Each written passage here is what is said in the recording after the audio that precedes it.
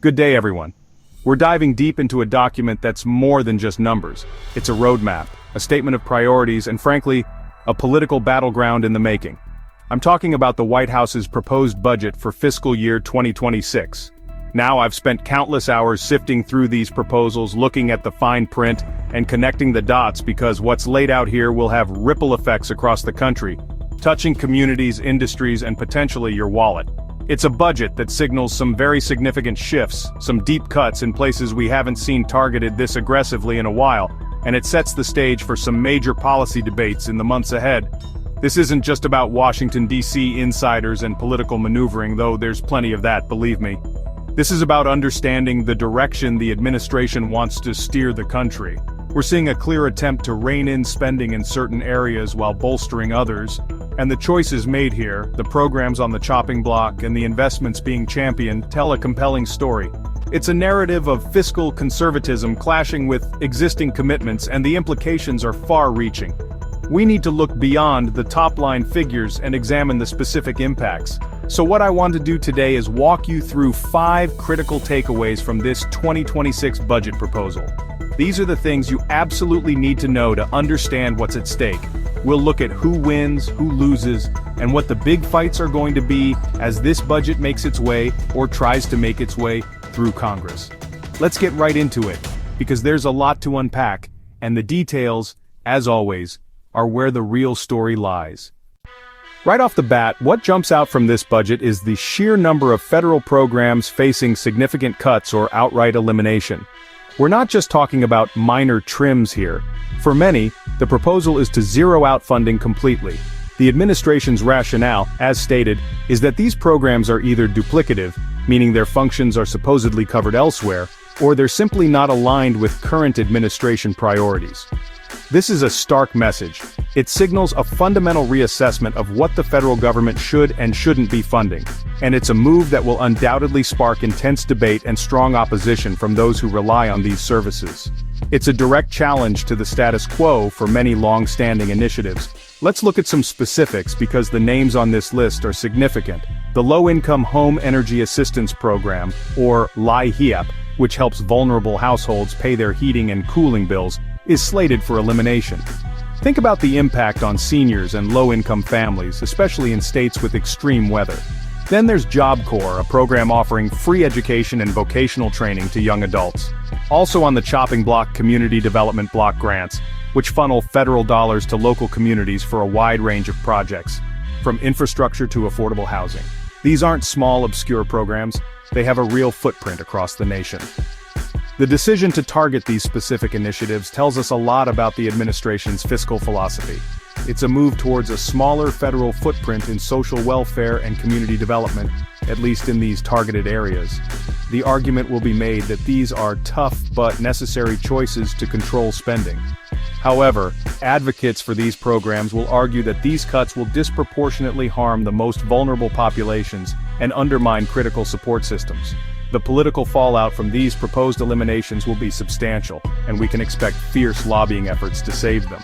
This is just the opening salvo in what will be a protracted fight over the federal government's role. One of the most striking features of this budget is the widening chasm it creates between defense-related spending and non-defense discretionary spending. The numbers are pretty stark.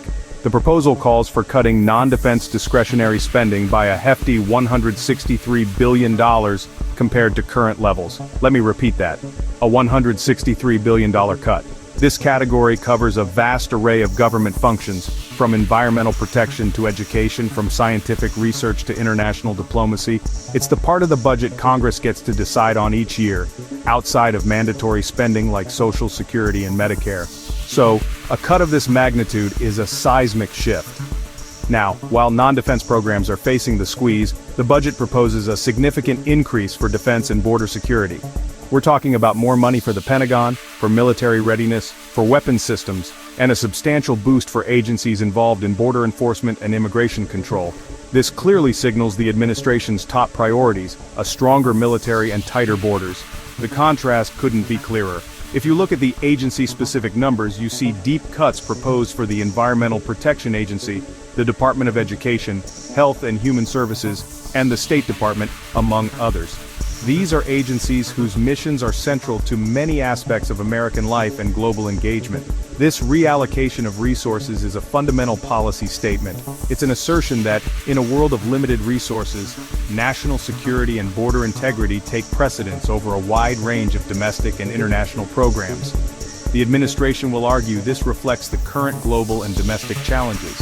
Critics, however, will raise concerns about the impact on public health, environmental protection, educational opportunities, and America's standing in the world. This isn't just about accounting. It's about the kind of government and the kind of nation the administration envisions. And it sets up a major philosophical battle in Congress.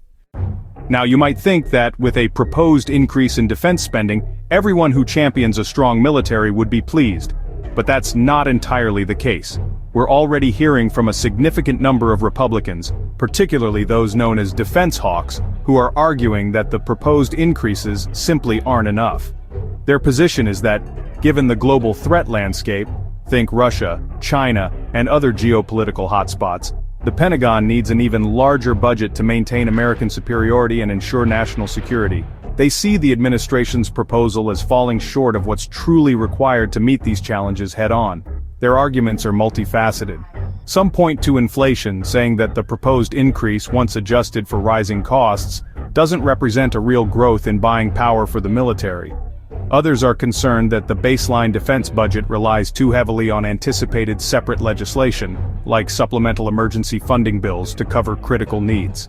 They prefer to see these requirements fully funded within the regular defense budget, arguing it provides more stability and predictability for military planning. This isn't just a minor quibble. It's a fundamental disagreement about the scale and scope of the nation's defense posture and how it should be funded. This dissatisfaction among defense hawks, many of whom are within the president's own party or are key allies, creates a complex political dynamic. It means the administration will be fighting a battle on two fronts, defending the non-defense cuts against Democratic opposition, while also trying to convince these hawks that the defense numbers are adequate, or perhaps even finding ways to increase them further to secure crucial votes. This internal debate within conservative and Republican circles will be fascinating to watch, and will significantly influence the final shape of any budget agreement. It underscores just how central defense spending is to the overall fiscal picture. When we turn our attention to education, this budget presents a somewhat mixed, though predominantly challenging picture. One notable point is what's not slated for deep cuts: Head Start. This long-standing early childhood education program, which provides comprehensive services to low-income children and their families, appears to be spared from the major reductions we see elsewhere. This is significant because Head Start has historically enjoyed a degree of bipartisan support, and its exclusion from the chopping block might reflect a recognition of its popularity and perceived effectiveness.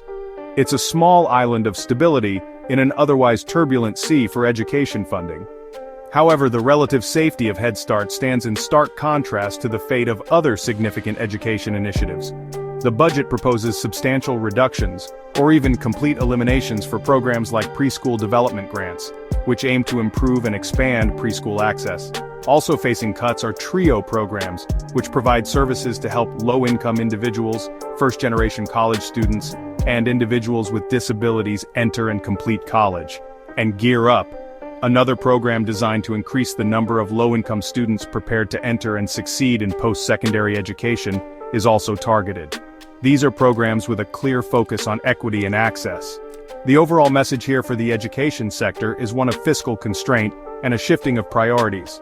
While Head Start's funding is maintained, the cuts to these other programs signal a pullback from federal efforts to support early childhood education expansion and college access for disadvantaged students.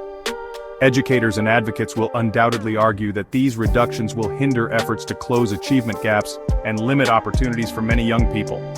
The debate will center on whether these cuts are prudent fiscal management or a detrimental step backward for educational equity in the United States. It's a critical area to watch as budget negotiations unfold. Now let's talk about taxes, always a critical component of any federal budget, and this one is no exception, though it leaves some big questions unanswered for now. What the budget does explicitly propose is a cut to the Internal Revenue Service, the IRS. The administration is framing this as a move to reduce government overreach and improve efficiency within the agency. This is a familiar theme, often popular with those who feel the tax collection agency is too powerful or intrusive. However, critics will likely argue that cutting IRS funding could hamper its ability to enforce tax laws, potentially leading to an increase in the tax gap, the difference between what's owed and what's actually collected. Beyond the IRS cuts, the budget document contains hints and suggestions of broader tax cuts to come, but it's notably light on specifics. The administration has indicated that a more comprehensive tax plan will be released later in the year. This delay is likely a strategic move. It allows the White House to focus the current budget debate on spending cuts first, and perhaps to tailor the tax proposals based on the evolving economic outlook or the political climate.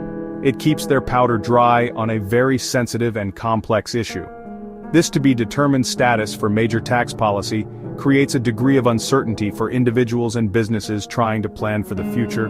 When will these details emerge? Will the proposed cuts favor individuals or corporations, or specific income brackets? How will they impact the national debt, especially in conjunction with the proposed spending changes? These are all critical questions that remain hanging. The promise of future tax cuts is often a politically potent tool, but the lack of immediate detail means we're only seeing one side of the fiscal equation in this initial budget rollout. The full picture and the full debate on taxes is still on the horizon. So, there you have it. 5 crucial things to understand about the White House's 2026 budget proposal. As we've seen, it's a document that doesn't shy away from making some bold and, frankly, controversial choices. We're looking at significant proposed reductions in non-defense spending, a clear prioritization of military and border security, and a list of established federal programs targeted for elimination. This isn't just a financial blueprint, it's a clear statement of ideological direction, and it sets the stage for what will undoubtedly be a contentious and hard-fought battle in the halls of Congress. The path from a proposal to an actual budget is always a winding one, filled with negotiations, compromises, and often high-stakes brinkmanship.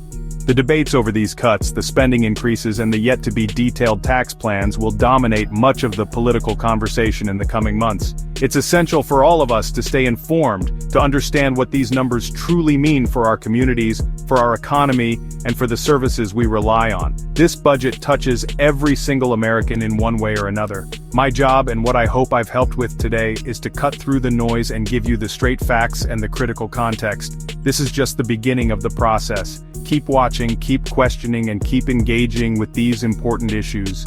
Because understanding where the money goes and where it's being taken from is fundamental to understanding the choices that shape our nation. Thanks for tuning in.